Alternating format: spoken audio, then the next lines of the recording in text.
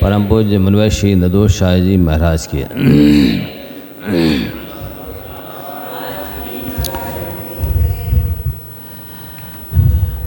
इस महाभयानक विकराल जो कलिकाल है बहुत भयानक है। हुंडा सर्पणी काल, दुखमा काल, ये बड़ा विचित्र काल है। विचित्र काल क्यों बोलते इसको? इसलिए कि इसमें जो घटनाएं नहीं घटनी चाहिए वे भी घट जाती है। जो घटनाएं नहीं घटना चाहिए वे भी घट जाती हैं। अनहोनी जिसे कह सकते हैं। जैसे तीर्थंकरों की पुत्रियां होना, चक्रवर्ती का अपमान होना, ऐसी अनेक घटनाएं हैं। 63 लाख का पुरुष ना हो करके 58 ही रह जाना, और बहुत सारी घटनाएं हैं जो इस कलिकाल में घट चुकी हैं और आगे भी घटने वाली हैं। सो इस पंचम काल में परिणामों को बस में करने वाली एक ही विद्या है और वो है स्वाध्याय। वही प्रसंग सुबह चल रहा है, वही इसमें अभी आया है। तो इस विद्या का उपयोग सबको करना चाहिए। जो जो अपना भला चाहते हैं, जो जो आकर उधर ध्यानों से बचना चाहते हैं, जो भी अपने कर्मों की निजरा करना चाहते हैं, धर्म ध्यान करना चाहते हैं, इससे सरल और कोई साधन नहीं है। सरल इसलिए है कि सहज में इसके द्वारा मन पवित्र होता, विशुद्ध होता, एकाग्र होता है।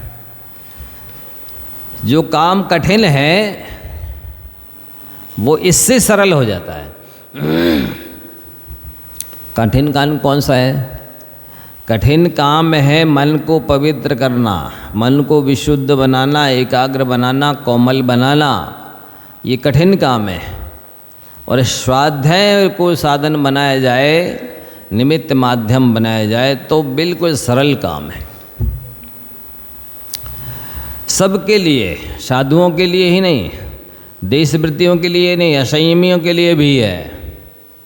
इसको अपना लें तो ये वास्तव में मुँह मांगा वरदान देने वाला है। ये विद्या, ये साधन।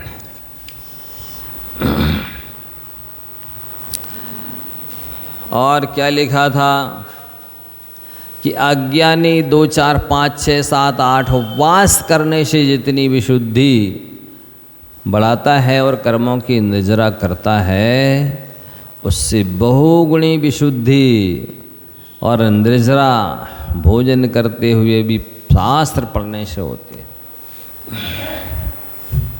ये बात सबके पढ़ने सुनने की है, बताने की है। इसलिए यदि बार बार भी कही जाए तो अभी न सोचिए, तो पहले बता चुके। सबके लिए सुनने बताने जैसी चीज़, और एक आध बार बताने पे तो याद भी नहीं रहता कि क्या कहा था, क्या पढ़ा सुना था। बार बार पढ़ने सुनने की है, तब वो अपने को याद रहेगी और अपनी हैबिट बनेगी, आदत इसमें अपन बनाएंगे, डालेंगे। जो आत्मा की स्वरूप को जानने में कुशल है, एक क्रम से लगाना चाहिए था। आत्मा के स्वरूप को जानने में जो व्यक्ति कुशल है उसकी तप होता है। आत्मा की स्वरूप को जानने में जो निपुण है उसकी संयम होता है। जो समभावी होगा, ध्यान दो, मार्गे की चीज़ें, समभावी होगा उसके वैराग्य रहेगा। जो रागी द्वेषी है उसके पास कहाँ वैराग? वैराग तो राग और द्वेष के ऊपर होता है। जो राग भी नहीं करेगा और द्वेष भी नहीं करेगा उसके पास वैराग टिकेगा, वो वैरागी होगा। लेकिन शास्त्र पढ़ने से तप भी प्राप्त होगा, संयम भी प्राप्त होगा और वैराग्य भी सुरक्षित रहेगा। वहाँ एक एक व्यक्ति को एक एक चीज़ मिल रही थी। कुशल व्यक्ति को तप, निपुण व्यक्ति को संयम, संभावी को वैराग्य, और इधर शास्त्र पढ़ने वाले को तीनों तप, संयम और वैराग्य तीनों से प्राप्त होती है। और एक विशेष बात कही कि जिस चीज़ की आज वर्तमान में प्रचुरता है, बहुतायत से जिसका सेवन किया जा रहा है, व्यसन, पाप, कषाय, राग द्वेष, इसी की भरमार है। सो जहाँ पर अच्छी पुस्तकें हैं वहाँ से इन व्यसनों को, पापों को, कषायों को, राग द्वेष आदि विकारों को, साथ ही शारीरिक रोगों को भी भगाना कठिन नहीं है। ऐसे कठिन काम को भी शास्त्र स्वाध्याय के द्वारा सरल किया जा सकता है। ये अपने लिए पंचम काल में बहुत बड़ा संबल आलम्बन है। अन्यथा इस समय के जो जीव हैं उनकी आर्द्र रौद्र ध्यान छूटना बहुत कठिन हो जाता है। आप देखो, भगवान के सामने पूजा करो, रहते कितनी देर एकाग्र रहते, मन परिणाम भी शुद्ध रहते, निर्मल रहते। कितने कौन आ रहा है, कौन जा रहा है, कैसे दर्शन कर रहा है, कैसे नमस्कार कर रहा है, कैसे अभिषेक कर रहा है, इसी ओर ध्यान लगा रहता है। सो सबकी भिन्न भिन्न क्रियाएं होती है, दशाएं, सो उनको देख के संकल्प विकल्प करते रहते हैं। और दूसरे काम करने बैठो, फिर देख लो आप मन कितना पवित्र विशुद्ध एकाग्र होता है। लेकिन स्वाध्याय करोगे तो अपने आप ये सब हो जाएंगे। मन नहीं लगेगा तो यहाँ समझ में नहीं आएगा कि क्या कहा गया है और क्या पढ़ा गया है। इसलिए ये अच्छी पुस्तकों का आप स्वयं थोड़ा पढ़ोगे तो अच्छे से प्रचार प्रसार कर सकोगे, बता सकोगे कि नहीं बाकी में अच्छी चीज़ है, इसका प्रचार प्रसार होना चाहिए, सबको पढ़ना चाहिए। जब खुद ही नहीं पढ़ा है तो आप दूसरे को क्या बताएंगे कि ये पुस्तक पढ़ी, ये शास्त्र पढ़ी, इससे आपको कुछ मिलेगा, अच्छी है कि नहीं है। अब दूसरी बात आ रही है, किसी भी सामाजिक संस्था की कुछ खास बातें आप कुछ नहीं करेंगे तो आपको कोई कुछ नहीं कहेगा। कहने वाले तो कहेंगे। अगर आप सक्रिय हैं तो आप पर अंगुलियां उठाएंगी कि आपने ऐसा क्यों किया, ऐसा क्यों नहीं किया। अगर आप ये नहीं सोचेंगे कि श्रेय किसको मिलेगा तो आप बहुत कुछ कर सकते हैं। मतलब बिना आकांक्षा के, बिना इच्छा के कि हमें कुछ मिले, नाम हो, शाबाश, सम्मान मिले, लोग अच्छा करें, प्रशंसा करें, ये कोई अपेक्षा नहीं है तो बहुत कुछ मिल जाएगा। और यदि अपेक्षा रही तो नहीं मिलेगा। आपके जितने विरोधी होंगे आपका उतना ज़्यादा सम्मान होगा। सामाजिक काम करोगे तो विरोधी होंगे, सम्मान उतना मिलेगा। आप जितना ज़्यादा काम करेंगे आपको उतना ज़्यादा और काम करना पड़ेगा। ये विचित्रता है। जिम्मेदारी उसी की तरफ खिंची आती है जो उठाना चाहता है। भैया आप हाथ बटाएंगे, कोई भी आपको जिम्मेदारी सौंप देगा, भैया ये अच्छे से कर लेते हैं, ये कर सकते हैं। आप अपने मन में जो भी प्रोजेक्ट सोचेंगे उसकी सफलता का श्रेय संस्था को मिलेगा और असफलता की जवाबदेही आपकी होगी। नागणस्याग्रतो गच्छेत सिद्धे कार्ये समम फलम यदि कार्य विपत्ति स्यात् मुखरस्तत्र हन्यते। नीति बोलती है कि गढ़ के आगे नहीं चलना चाहिए। गणस्य अग्रतो ना गच्छेत। क्यों? यदि कार्य विपत्ति ना गणस्याग्रतो गच्छेत सिद्धे कार्य समम फलम। कार्य की सिद्धि होगी तो सबको श्रेय मिलेगा। समाज के लोगों ने ये कार्य किया है, ये सफलता मिली है। और विपत्ति आएगी तो जो आगे चल रहा है वही हमारा जाएगा। इन्होंने तो कहा था, इनके कहने से तो किया है, ऐसा हुआ। तो राज समाज महाग कारण बैर बढ़ावन हारा। जो लेकिन सहनशील है, सबकी सुन सकता है, नहीं समझे, कोई कुछ भी कहे, टोका टोकी करे, वो सहन कर सकता है, तो वही सामाजिक काम कर सकता है, फिर उसको श्रेय तो मिलना ही अच्छा। बस आश्रय भी मिल रहा है तो उसको भी सहन मुस्कुरा कर ले लेवे, सुनी भी लेवे लोगों की, और कोई बिगड़े काम तो वो भी सहन कर ले, उसका श्रेय भी ले ले, हाँ हमसे त्रुटि हो गई, और फिर करेगा तो फिर सफलता तो मिल रही है। इतनी सहनशीलता होनी चाहिए, इतना मोटापन होना चाहिए, सूझबूझ होना चाहिए कि ऐसा तो होते ही है समाज में। कम बिगड़े तो वो कहेंगे तो सही, ऐसा मान के करेंगे तो कर सकते हैं, नहीं तो कई लोग तो नहीं, वो कुछ कह देंगे, लोग ऐसा करेंगे वैसा करेंगे, तो आगे ही नहीं आते।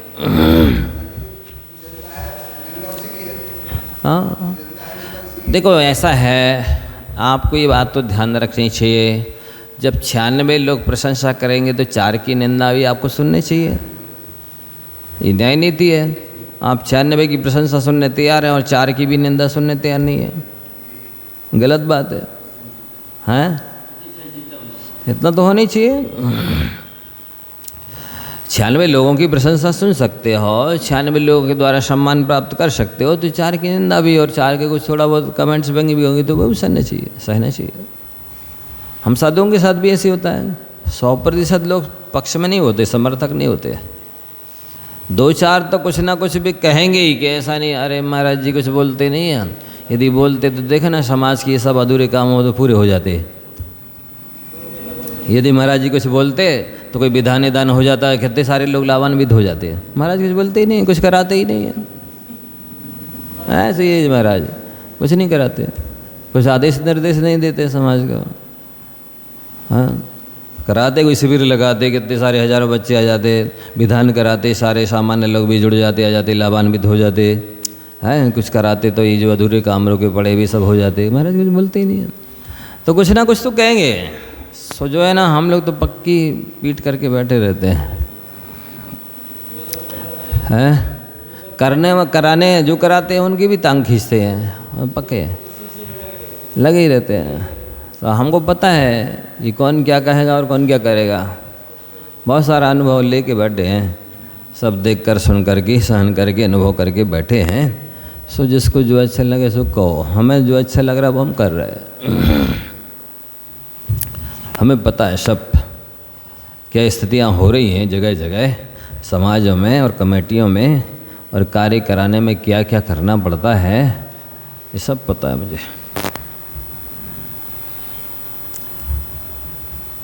तो ये सब होता है समाज में। जो आपका सबसे अच्छा हितैषी है वो आपके मुँह पर आपकी आलोचना करेगा, और जो हितैषी नहीं है वो पीठ पीछे आलोचना करेगा।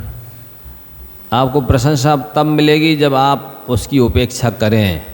ये नहीं हमको प्रशंसा नहीं चाहिए, नहीं भाई साहब ऐसी कोई बात नहीं है, ऐसा तो कुछ खास मैंने नहीं किया जो आप प्रशंसा करें, इस सम्मान के लायक मैं नहीं हूँ। यदि ऐसी आप अंदर से भाव न रखेंगे तो निश्चित ही आपकी प्रशंसा भी होगी और सम्मान भी होगा, और चाहेंगे तो कभी नहीं होगा, तो फिर आपको संक्लेश होगा।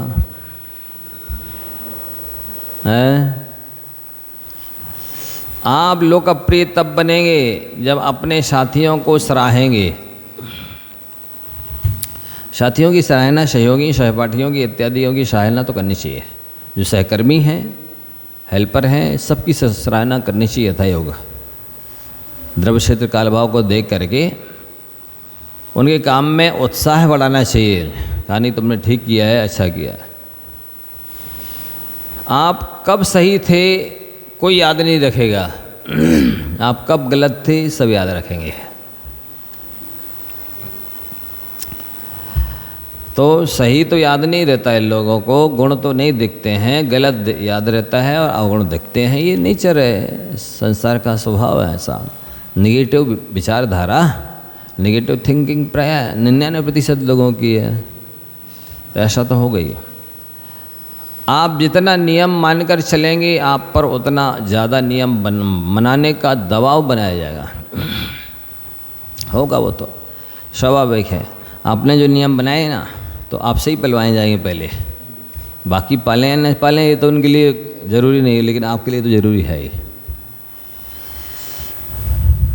सबसे खास बात, सामाजिक कार्यों का उद्देश्य मन की संतुष्टि होती है और इसके लिए बहुत कुछ सहना पड़ता है। आत्मसंतुष्टि से बढ़कर और कुछ भी नहीं है। अब अगला चैप्टर है हमारी आँखें हमारे जीवन का आधार है। मनुष्य के पास 5 इंद्रिय हैं, जैसे आँख, नाक, कान, रसना और स्पर्श। इनमें सर्वाधिक महत्वपूर्ण चक्षु है। 5 इंद्रियों में सबसे महत्वपूर्ण क्या है? आँख सबसे महत्वपूर्ण इंद्रिय मानी जाती है, क्योंकि उसके द्वारा ही सबसे ज़्यादा पुण्य भी बंद होता, पाप भी होता है, और बहुत सारे काम उसी से होते हैं। और आज जो चल रही है स्थिति, फ्रेंडशिप, रिलेशनशिप, सिचुएशन रिलेशन, इन सब में शरीर की उत्तम धातु नष्ट हो रही है। सो सबको असमय में अंधा और बूढ़ा तो हो ही जाना है। कमर टूट जाएगी, बाल सफ़ेद हो जाएंगे, गिर जाएंगे, दांत गिर जाएंगे, आँखों से कम दिखेगा, कानों से कम सुनाई देगा, स्मृति गोल हो जाएगी, हृदय धड़कन होगी, हाथ पैर काँपेंगे और स्थिति खराब हो ही जानी है सबकी। सो जिससे चश्मा लग गया समझ लो बुढ़ापा आ गया। लोग मानते हैं कि बाल गिरने से या खिरने से बुढ़ापा आता है, पर आचार्य कह रहे हैं कि यदि आपकी आंखों में चश्मा लग गया तो आपको बुढ़ापा आ गया, चाहे वो उम्र कोई भी हो। हाँ, तो वे सब बूढ़े हो गए।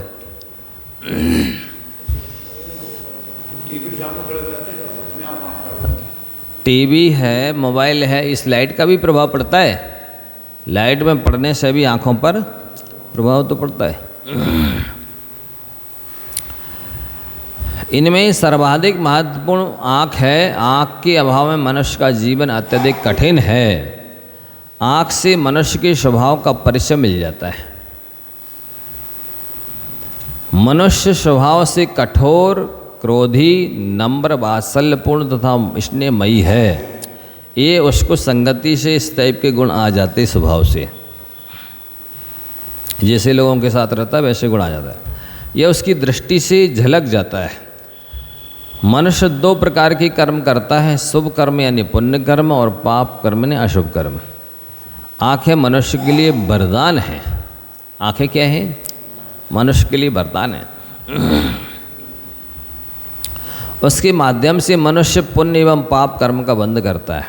जहाँ एक और अच्छी दृष्टि के द्वारा 100% पुण्य कर्म अर्जित कर सकता है, वहीं मनुष्य को जितना पाप कर्म का बंध होता है उसका बहुभाग 83% आँख के माध्यम से होता है। 83% पाप का बंध आँख के माध्यम से होता है। और उसी पाप से बचने के लिए हमारे जैन आचार्यों ने विविक्त शय्यासन नाम का तप बनाया है कि आप एकांत में उठिए बैठिए, तो जिससे जो असभ्य असंयमित लोग हैं उनकी चर्या चेष्टा देखने से आपको संकल्प विकल्प नहीं होगा, क्योंकि लायक लोग बहुत कम हैं, नालायक बहुत ज़्यादा हैं। तो नालायक लोगों का आचार विचार देखेंगे, बोली वाणी सुनेंगे तो संकल्प विकल्प तो होगा, राग द्वेष तो होगा।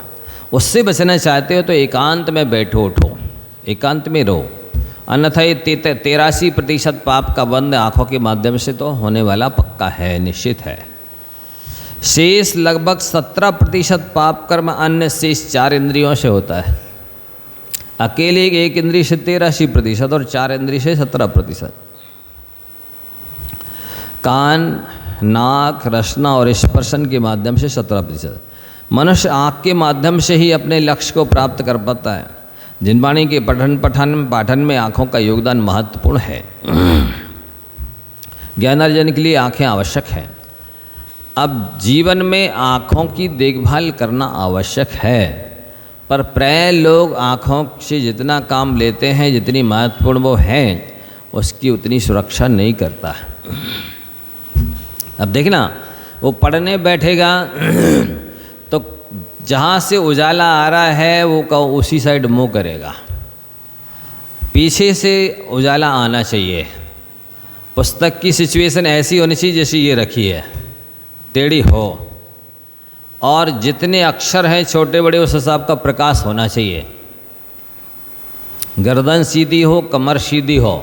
लेकिन आजकल बच्चे लेट करके पढ़ते हैं या फिर मोबाइल देखते हैं, जैसे तैसे कमर टेढ़ी रखेंगे, गर्दन टेढ़ी रखेंगे, कहीं पुस्तक रखेंगे एड़ी टेढ़ी, इधर से रखेंगे, इधर देखेंगे, पढ़ेंगे, तो ये सब से आँखें और ख़राब होती हैं। कम प्रकाश होगा, पढ़ेंगे तो आंखें खराब होंगी, और बहुत ज़्यादा तेज़ प्रकाश होगा तो भी आंखें खराब होंगी, बहुत छोटे अक्षर आप देखेंगे तो भी आंखें खराब होंगी। तो ये बराबर सिचुएशन स्थिति अपन को ध्यान में रखनी चाहिए कि कितने छोटे अक्षर हैं तो कितना ज़्यादा प्रकाश होना चाहिए। और लेट कर ना पढ़ें, उल्टे लेट जाते हैं, नीचे रख लेते हैं बिस्तर पर पुस्तक, ऐसे पढ़ने से भी आंखें खराब होती हैं। तो ये सारी स्थितियां ध्यान रखनी चाहिए आँखों की रोशनी बचाने के लिए। और इसके साथ ही जितनी आपकी मेहनत है पढ़ने लिखने की, उस हिसाब से भोजन पान होना चाहिए। इसके साथ ही संयम भी रखना चाहिए। आप ब्रह्मचर्य यदि रखेंगे नहीं और आँखों से काम लेंगे तो अंधे तो हो ही जाएंगे। इसके अलावा टेंशन करने से भी आँखों की रोशनी कम हो जाती है। चिंता करने से, संकलेश करने से और बैर विरोध करने से भी आँखें भी खराब होती हैं, शुगर की बीमारी भी हो जाती है, ब्लड प्रेशर लो हाई भी होने लगता है, थायराइड हो जाता है, अनेक तरह के अल्सर हो जाते हैं, डाइजेशन खराब हो जाता है। ये सब संकलेश करने से भी अनेक तरह की बीमारियां हो रही हैं, होती हैं, जो लोग ध्यान नहीं रखते हैं। आँखों के उपचार संबंधी प्राथमिक जानकारी यहाँ पर दी जा रही है, जिसे आप लोग ध्यान रखकर अपनी आँखों को सुरक्षित रख सकते हैं, सुरक्षित कर सकते हैं। सोने से पहले पैर के तलवे की घी से मालिश करें। सोने के पहले, यदि गर्मी के दिन है तो घी की मालिश करें। अपने शरीर की प्रकृति भी देख लें, ठंडी प्रकृति है कि गर्म प्रकृति है। यदि आपकी शरीर की प्रकृति गर्म है तो घी से मालिश करें, ठंडी है तो तेल से मालिश करें। अपने हाथ से अपने पैर के तलवे की मालिश करना है। ठंडी प्रकृति वाले सरसों के तेल से करें, गर्म प्रकृति वाले घी से करें। प्रकृति भी देख लें। हाँ, ठंडे में तो प्रायः तेल से करेंगे क्योंकि मौसम ठंडा है। सीधे लेटकर नाभि में गाय का घी भरना चाहिए। शवासन से लेट जाएं, जैसे शिवासन भी कहते हैं। नाभि में घी भर दें। एक आधा घंटे में नाभि के माध्यम से आपके पूरे 72,000 नाड़ियों में वो घी पहुंच जाएगा। शरीर के अंदर 72,000 नाड़ियाँ हैं, नाभि के माध्यम से सर्वत्र पहुंच जाता है। उसमें आप जो है, यदि ज़्यादा कमज़ोर हैं तो आप हर 2-4 घंटे के बाद भी नाभि में घी लेट करके नाभि में घी भर देवें, उससे आपकी सब जगह तरावट मिलेगी। नाभि बहुत बड़ा केंद्र है शरीर का, जो सब इंद्रियों तक पहुंचाता है। तो इसलिए इस नाभि से अनेक रोग ठीक होते हैं। गाय का भर दे। फिर सोते समय आँखों में 2-2 बूंद गाय का घी आँख में डालें, नाक में भी डाल सकते 2-2 बूंद सोने के पहले, उससे भी आपकी आँखें ठीक होंगी। 2-2 बूंद गाय का घी। सिर की अंगुलियों से हल्की मालिश करें अपने हाथ से, पूरे मस्तिष्क की आगे पीछे ऊपर नीचे, जिससे उसको मसल्स को, मांसपेशियों को राहत मिलेगी, उससे तरावट मिलेगी, आँखों की रोशनी बढ़ेगी। भोजन के पहले भी गर्म पानी में 2 चम्मच गाय का घी डालकर पिए जाए। घी पिघला हो, पानी गुनगुना हो, उसमें डाल करके लेने से भी पूरे शरीर में, मतलब कहना चाहिए दुनिया की सारी ताकतवर चीज़ों में घी सबसे ज़्यादा पौष्टिक चीज़ है, पावरफुल चीज़ है, ताकतवर चीज़ है। गाय का हो तो बेस्ट। तो इसको पानी में डाल करके भोजन के पहले लिया जा सकता है।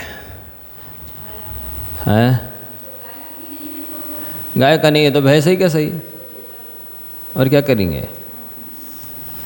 गाय के घी का दीपक जलाकर लगभग 1 मीटर की दूरी से 1-2 मिनट तक एक टक देकर, सुबह सुबह भी त्राटक बोलते हैं ना जिसको, जैसे बालार्क होता है प्रातःकालीन, तत्काल का उगा हुआ सूरज जैसे 2, 5, 10, 15 मिनट हुए हैं अभी उगे हुए, उस समय आप 1 मिनट तक सूरज की ओर देखते रहो आँखें खोल करके, 1 तक। उससे भी आँखें मतलब तरावट मिलती है, उनकी रोशनी बढ़ती है। अन्यथा बराबर आँखों की बराबर ऊंचाई से टेबल के ऊपर गाय के घी का दीपक जला करके 1 मिनट तक उसकी लौ को देखो, इससे भी आँखों की रोशनी बढ़ती है। तत्काल के उगते हुए सूरज को भी 1-2 मिनट देखें। आंवला खाने से भी शरीर के सारे अंगों को पोषण मिलता है, आँखों के लिए विशेष रूप से लाभदायक है। मुरब्बा बना करके भी लिया जा सकता है आंवले का, चटनी बना करके भी, और जिस रूप में आप ले सकते हैं, कई तरह उसके तरीके हैं। और ये लेकर बना करके आंवला किसी न किसी रूप में शरीर में जाना चाहिए। आंवला का पानी गर्मी में ले सकते हैं, जैसे अभी ये मई जून की गर्मी है तो थोड़ा 1-8 कप, क्योंकि वो मंदाग्नि करता है, अभी इस गर्मी में सूट कर सकता है किसी को। ताजे आंवले का रस ले सकते हैं।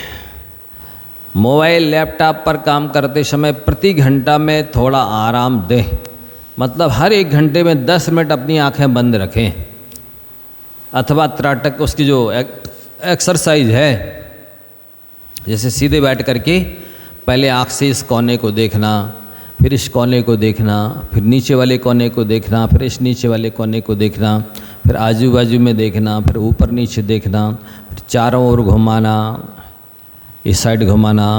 इससे आँखों को व्यायाम होता है, राहत मिलती है, इससे आँखों की क्षमता बढ़ती है देखने पढ़ने की। तो हर 10 मिनट, हर 1 घंटे में 10 मिनट यदि एक्सरसाइज की जाए या आँखों को बंद रखा जाए तो आँखों में क्षमता फिर से पढ़ने लिखने की आ जाती है और वो सुरक्षित बनी रहती है। आप लगातार यदि लैपटॉप पे या कंप्यूटर पर काम करेंगे या मोबाइल देखेंगे तो आपकी लगातार आँखों की रोशनी कम होती चली जाएगी। इसलिए आपको यदि अपनी रोशनी को बरकरार रखना है, बढ़ाना है, तो आपको हर 1 घंटे में 10 मिनट आँखें बंद रखनी चाहिए। अथवा यदि नेचुरल प्रकृति हो, हरी हरी घास है, वृक्ष हैं, तो उनकी ओर देखें, तो उससे भी आँखों को रिलीफ मिलता है। और प्रकृति ना हो तो आप दूसरा काम करिए, या अभी जो अभी एक्सरसाइज बताइए इसको भी कर सकते हैं, या दूसरे काम में लग जाएंगे तो उससे भी आँखों को राहत मिल जाएगी। कहने का तात्पर्य यही है कि पढ़ रहे हैं या लैपटॉप या कंप्यूटर या मोबाइल देख रहे हैं तो हर 1 घंटे में 10 मिनट के लिए आँखों को वहाँ से हटाइए। फिर आँखों का व्यायाम आपको बताया अभी कि इसको 10 दिशाओं में घुमाना है, 10 दिशाओं तक ले जाना है, फिर गोल भी साइड, दाएं साइड, फिर बाएं साइड, इस तरह से घुमाने से भी ठीक। फिर आँखों का 1 चम्मच त्रिफला चूर्ण की पोटली बनाकर,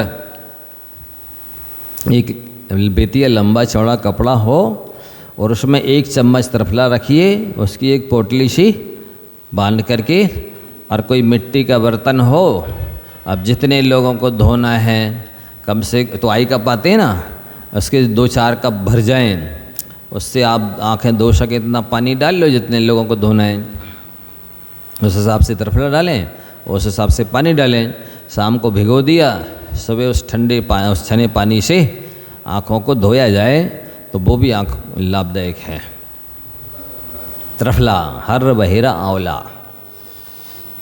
और सबसे अच्छी दवा है ये बासा थूक, स्वयं का हाथ में लिया और उसको काजल की तरह आँखों में लगा लिया, इससे भी आँखें ठीक होती है।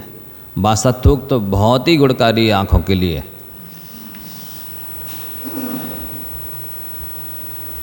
मुँह में पानी भरकर आँखों में छींटे डालें, मतलब यदि जो लोग ले सकते हैं, मुँह में पानी भर सकते हैं, तो शीतल पानी आँखों में भर लिया और स्वच्छ शीतल पानी से हल्के हाथ से इस तरह से छींटे मारे आँख में, मुंह भरा रहेगा, इससे भी आँखों को लाभ होता है। एकदम जोर से ना मारे, पानी से आँखों की पिटाई ना कर देवे, हल्के हल्के छींटे मारना है ऐसा। भोजन के पहले 1 चम्मच बूरा, 2 चम्मच घी, 10 काली मिर्च मिला करके घिउरा काली मिर्च वो लेने से भी आँखों की रोशनी बढ़ती है। ताज़ा नींबू का रस एक एक बूंद डालें। तत्काल नींबू लाए और उसको चांदी की सलाई से छेद करके या लकड़ी से, लोहे वगैरह से नहीं करें, चांदी से या लकड़ी से छेद करके और एक एक बूंद उसका रस आँखों में डाल के 10 मिनट के लिए बंद रखें। गरम गरम आंसू निकल जाएंगे, आपकी आंखें ठंडी हो जाएंगी, क्लीन हो जाएगी, साफ हो जाएंगी। हाँ, तुरंत पीस के डालें। काली मिर्च तो ज़्यादा अच्छा है, पुरानी चीज़ें तो वैसे भी उसकी शक्ति ख़त्म हो जाती है, तेल सा निकल जाता है। बराबर है। काली मिर्च को तत्काल पीस करके मिलाएं। हाँ, वो देख लें, ताज़ी जितनी अच्छी है वो उसको तेल से निकल जाता है तो बेकार हो जाती है। हाँ, वही हर चीज़ ताज़ी लाभदायक ज़्यादा होती है। सालगस्ती जैसी हो जाती है तो प्राय हर चीज़ खराब हो जाती है। तो ये अचसरी भी डालते थे आँखों का, नींबू का रस आँखों में, और निकाल के ताज़ा भैया लोग लाते थे तो हम लोग सब लोग भी डालते थे। लेकिन 10 मिनट तक आँख नहीं खोलो तो फिर वो सब गरम गरम आंसू निकल करके आँख क्लीन हो जाती है, साफ़ हो जाती है। और खोलोगे तो जलन होगी नहीं तो तत्काल फिर, इसलिए 10 मिनट तक बिल्कुल बंद रखो। बाजार की बनी भोजन से भी बचना चाहिए, वो आँखों के लिए जहर है। उसमें कौन सा केमिकल डाला गया, कौन सा रसायन है, कौन से तेल से बना है, कौन सा क्या क्या डाला गया है, वो सब आँखों के लिए हानिकारक होता है। इसलिए बाजार के भोजन से बचना चाहिए। और ब्रह्मचर्य से रहना महत्वपूर्ण है। आँखों की जैसे ज्योति बचाना है उसे ब्रह्मचर्य से रहना चाहिए। ये ऊपर लिखे सारे इलाज करे और ब्रह्मचर्य ना पाले तो आँखें नहीं बचेंगी। और इसके साथ साथ संक्लेश से बचे, चिंता ना करे, आर्तरोध ध्यान ना करे, नहीं तो ये करेगा तो ब्रह्मचर्य से रहते हुए भी आंखें खराब हो जाएंगे। ये आँखों के निमित्त हैं, साधन हैं। इनकी रोशनी बढ़ाना है या आँखों की रोशनी बचाना है तो आप ब्रह्मचर्य से रहिए, संक्लेश से बचिए। साथ ही ये घी इत्यादि का, अब ये ऐसा भी कर सकते, पहले घी का उपचार करें, नहीं तो घी भी डाल लिया और तुरंत त्रिफला से आंखें भी धो ली तो और चिपरी हो गई। नींबू भी डाल लिया, घी भी डाल लिया, त्रिफला से भी धो ली तो गड़बड़ हो जाएगा। एक एक चीज़ का उपयोग करें। यदि घी डाल रहे हैं तो फिर त्रिफला से आंखें उस समय ना धोएं और नींबू भी ना डालें, या फिर नींबू का ही प्रयोग करें या फिर त्रिफला का ही उपयोग करें। एक समय में एक चीज़ का प्रयोग करना है, नहीं तो महाराज जी ने कहा इसमें लिखा है एक साथ सारी कर लो, कोई ना कोई लग ही जाएगी। हैं? नहीं, एक साथ सब उपयोग नहीं करना है। तो मुख्य क्या है? ब्रह्मचर्य से रहना, संक्लेश नहीं करना, बाजार के भोजन से बचना, इसके साथ ही आँखों को बीच बीच में विश्राम देना, और फिर ये घी या त्रिफला वगैरह का उपचार करेंगे तो आपकी आँखों की रोशनी बढ़ेगी, आँखों की रोशनी बचेगी। ये सब नहीं पालेंगे तब तो फिर आप लाठी पहले से रख लीजिए और एक आध जन को तैयार रख लीजिए कि वो आपका हाथ पकड़ के चला सके। और फिर ज़्यादा चलने की ज़रूरत भी नहीं रहेगी, फिर तो आपको जो है ना चला चले की बीमारी हो ही जानी है। नहीं, ज़्यादा नहीं चलना पड़ेगा, फिर तो 4 लोग आपको ही ले जाएंगे यहाँ कंधे पर रख के। पुस्तक तिरछी नहीं रखना, मतलब रखे तो जैसी ये रखी ना, देखिए इस पर ऐसी पुस्तक रखी होनी चाहिए। कमर सीधी हो, गर्दन सीधी हो, सामने पुस्तक हो, पीछे से उजाला हो। ये सिचुएशन ऐसी होनी चाहिए, जितने छोटे अक्षर हैं उतनी उस हिसाब से लाइट होनी चाहिए। यदि अक्षर छोटे हैं, लाइट कम है तो आपकी आंखें खराब होंगी। बहुत ज़्यादा तेज़ रोशनी है तो भी आंखें खराब हो जाएंगी। सीधे लेट कर या उल्टे लेट कर पढ़ेंगे तो भी खराब हो जाएंगे, लगातार पढ़ेंगे तो भी खराब होंगे। इसलिए बीच बीच में थोड़ा गैप करते रहना चाहिए, उससे एक्सरसाइज हो जाती है, आना जाना हो जाता है, घूमना टहलना हो जाता है, आँखें यहाँ वहाँ चल जाती हैं, ये सब विश्राम होता है सबसे। ऐसा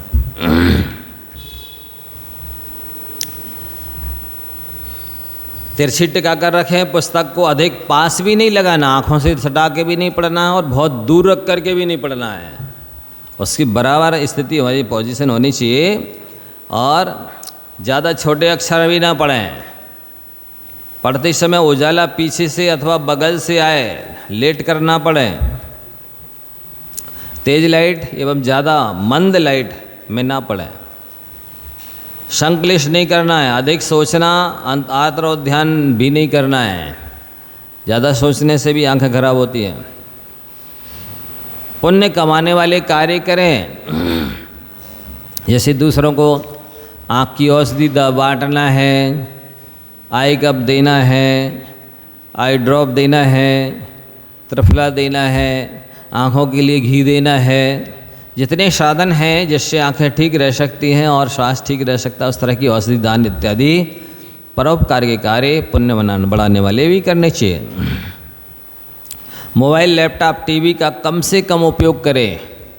अब ये जो सर्विस करते हैं ना, तो इनको प्राय करके ज़्यादा यही मोबाइल, लैपटॉप, टीवी, कंप्यूटर उपयोग करने पड़ते हैं, और विश्राम मिलता नहीं 12, 14, 16 घंटे। और साथ ही भोजन का भी विवेक नहीं रहता है, बाजार का करते हैं, यहाँ वहाँ का, ब्रह्मचर्य से रहते नहीं हैं, और टेंशन चिंताएँ भी बहुत सारी पालते रहते हैं। सुबह सब पढ़े लिखे होकर के भी मैंने देखा भाग्योदय में एक बार जब चतुर्मास हो रहा था ना, तो 200 डॉक्टर्स लोग आए, उनका सम्मेलन किया गया सम्मान करने के हिसाब से। तो मैंने देखा कि 200 डॉक्टरों में 180 डॉक्टरों को चश्मा लगा, और उसमें भी लगभग 30, 35, 40 साल के डॉक्टर भी ऐसे देख रहे। मैंने कहा पहले तो इनका इलाज करने की ज़रूरत है, तब ये दूसरों का करेंगे। तो मैंने यही सारे उपाय उनको बताए थे, तो बोले अरे महाराज जी हमें तो पता ही नहीं था, ये हमारे पास तो दवाई है ही नहीं। तो कई लोगों ने ये उपचार फिर अपनाए और आके बताया कि नहीं महाराज जी इससे हमको लाभ मिल रहा है। तो ऐसी हाल स्थिति है। चंद्रमा को जितना देख सकते हो उतना देखो। मतलब शुक्ल पक्ष में जब चंद्रमा की कलाएँ ज़्यादा रहती हैं, उस समय उसको देखने से भी एकटक त्राटक होता है, वो भी एक प्रकार से आँखों को लाभदायक है। गर्मी में ठंडे पानी में कपड़ा गीला करके तथा सर्दी में गर्म पानी के कपड़े से सेंक करें। मतलब ये जैसे अभी गर्मी चल रही है, तो कोई भी कपड़े को गीला करके ठंडा करके उसकी पट्टी आँखों पर रख दी, बंद करके लेट गए, तो उससे भी लाभ मिलता है। और गर्मी और ठंडी के दिन है तो हल्की हल्की गुनगुना पानी की पट्टी आँखों पर रखने से भी लाभ होता है। आँखों को जल्दी जल्दी झपकाएं, फिर कुछ क्षण के लिए बंद कर दें। ऐसा भी कई बार करने से आँखों को रिलीफ मिलता है, लाभ मिलता है। आँखों में चोट लगी हो, जल गई हो, मिर्च मसाला गिर गया हो, कीड़ा आदि गिर गए हों, या कीड़े ने काट लिया हो, लाल हो, दुखती हो, कीचड़ आता हो, प्रकाश सहन नहीं होता हो, तो रुई का फोहा दूध में भिगोकर आँखों पर रखें। दूध ठंडा हो और उस ठंडे धूप में रुई को फाहा बना करके और वो आँखों पर रख करके लेट जाएं, सो जाएं, तो वो भी लाभदायक होता है। उसको रात भर आँखों पर बांध दें, ज़्यादा और शीघ्र लाभ होगा। हाँ, ऐसा कहते हैं कई लोग, बकरी का दूध कहते हैं, कच्चा हो बकरी का हो वो दूध, फिर उसका फाहा रुई का रखने से ऐसा। और फिर जो मिल जाए गाय का ही सही, ठंडा सही, ठंडा हो, कच्चा कहते हैं, लेकिन अब उसकी मर्यादा। हाँ, वो तो रखेंगे तो वैसे ही गर्म हो जाएगा आँखों पे। और ध्यान दें, भोजन के बाद हाथ धोकर गीले हाथों की दोनों हथेलियों को आपस में रगड़कर नेत्रों पर लगाएं। हाथ धोए हैं, अब वो तो रगड़ ही गए, और उसको ऐसा लगा देने से भी लाभ मिलता। भोजन के बाद हल्की हल्की मलना है, ज़्यादा देर नहीं, तो इतना तो कर ही सकते हैं।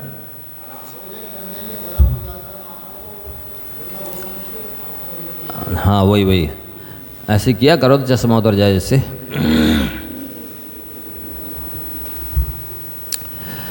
फिर बोलते हैं, एक गिलास संतरे के रस में जरा सी काली मिर्च, सेंधा नमक मिलाकर पीने से भी आँखों को लाभदायक होता है। गाय के दूध की छाछ पीने से भी लाभ होता है। विटामिन सी, वैसे आंवले में भरपूर होता है। हाँ हाँ, सबसे बेस्ट आंवला है, सबकी पूर्ति करने वाला। हाँ, बादाम गिरी 100 ग्राम, माखन मिश्री 100 ग्राम, सौंफ 100 ग्राम, नारियल गिरी 100 ग्राम, सभी को अलग अलग पीस कर कांच के बर्तन में रखें। प्रतिदिन 2 चम्मच सुबह शाम चबा चबा कर खाएँ, फिर 1 गिलास दूध पीवें। इससे पेट साफ होता है, स्मरण शक्ति एवं नेत्र की ज्योति बढ़ती है। शुद्ध देशी घी गाय का, काली मिर्ची और बूरा समान मात्रा में मिलाकर रख दें। प्रतिदिन सुबह शाम 1/4 चम्मच खाकर दूध पिए। ये आप करेंगे तो निश्चित आँखों को लाभ होगा, नियम से होगा। 20 ग्राम त्रिफला चूर्ण को 250 ग्राम जल में धीरे धीरे पकाएं। चौथाई शेष रहने पर उतार कर छान लें। फिर उसमें 5 ग्राम लोहे भस्म मिलाकर 100 ग्राम पुट्टी की 30 पुड़िया बनाकर रख लें।